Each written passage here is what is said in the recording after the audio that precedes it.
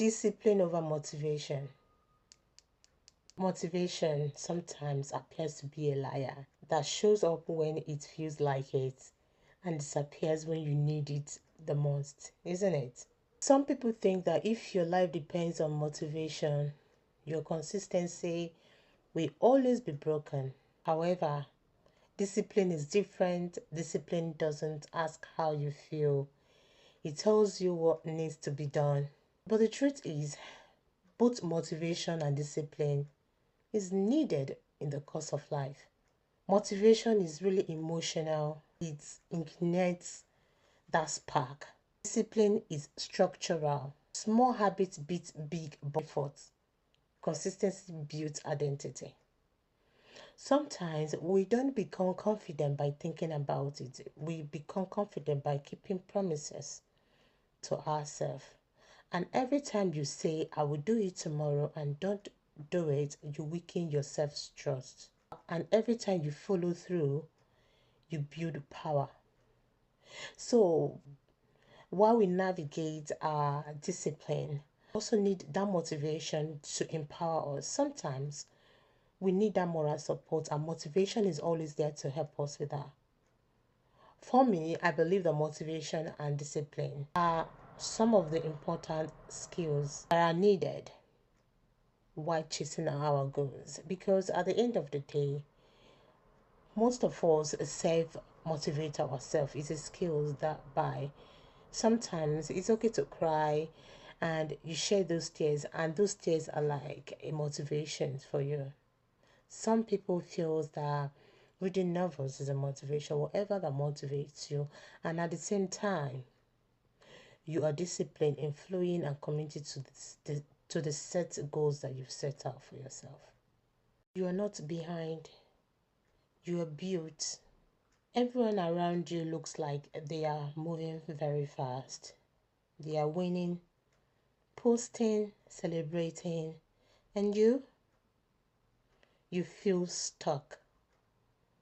But what if I told you you are not behind?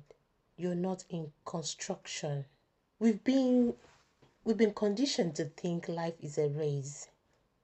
By a certain age, you should have money, clarity, success, and direction.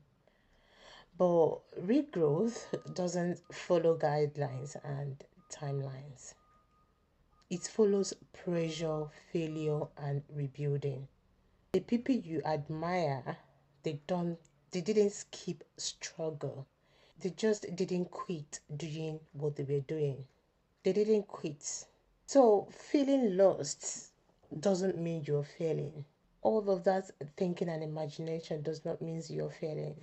It simply means you are in a phase most people didn't talk about. The silent grind. That's what they call the silent grind phase. Where nothing looks impressive, but everything is changing internally. Growth is invisible before it is very visible. Confusion often comes before clarity, isn't it? So your pace is personal, it's not public. Think about a seed. When you plant it, nothing happens to it. Above the ground, you don't see anything. But underneath, in the ground, beneath the surface, roots are forming. It is getting momentum to become public. If you judged it too early, you would think it's dead. But it's just preparing. It's just preparing. So are you and everyone. For the next 7 days, my challenge is for you to stop comparing your timeline to others. Rather use that time to write down one thing you're improving daily. Track your progress privately. At the end of the week, look at your list.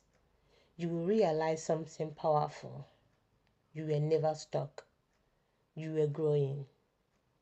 You were growing where no one could see. Be the person your community needs. Everyone wants change. Better communities, less violence, more opportunity. But change doesn't come from everyone. It comes from individuals who decide to act. You don't need a title to make impact. You don't need perfection or permission to help. You just need to care enough to do something that matters. Because small actions create ripple effects. And we think that sometimes we need to be a leader to take some of these actions. Yes, we understand that leadership comes with responsibility. However, the little things that we do impact a lot. Helping one person, mentoring one younger person, starting one initiative. This thing seems small, isn't it? But it multiplies and transforms communities. Voting for a change is a passive action. Becoming the change is powerful. So, my challenges: help one person without expecting anything back. Identify one issue in your community. Take one action towards improving it. It doesn't have to be big. It just have to be real. Who you are is not a limitation. You've probably been told directly or indirectly that you have to work twice as hard as a black person, that the system isn't built for you, that your identity is disadvantaged. But here's the truth: your identity is not limitation, it's your power. History tried to erase, suppress, and limit, but resilience survived.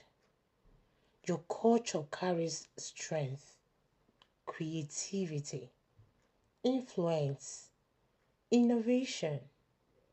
The world has borrowed from your identity for generations. Now it's time to own it fully. Own it with a full chest. Representation matters, but self-definition matters more. Who are you? You're not your stereotypes. Growth requires both awareness and action.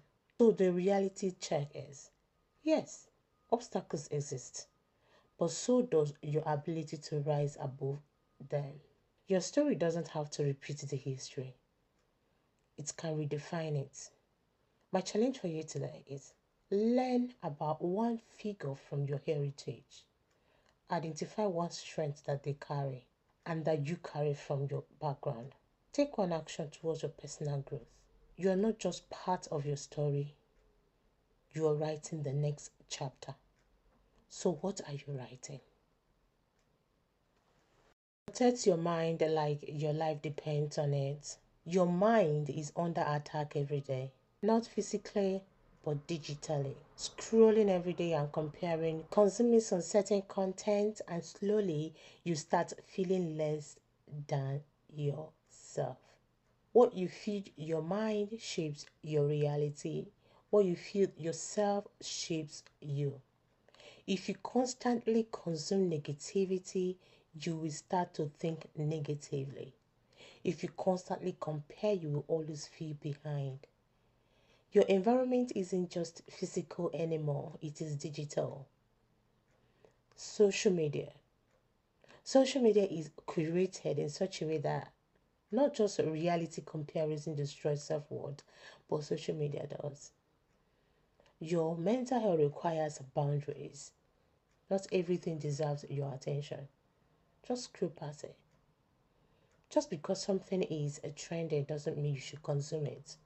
It doesn't mean that it is healthy for you. It doesn't mean that you must partake in it. So for the next 5 days, this is my challenge. Limit social media to 30 to 60 minutes. Unfollow some accounts. What makes you feel insecure, unfollow it. Replace scrolling with something productive at every time. With something productive. At the end, ask yourself, do I feel lighter or heavier? That answer will tell you everything and you follow the next step based on your response.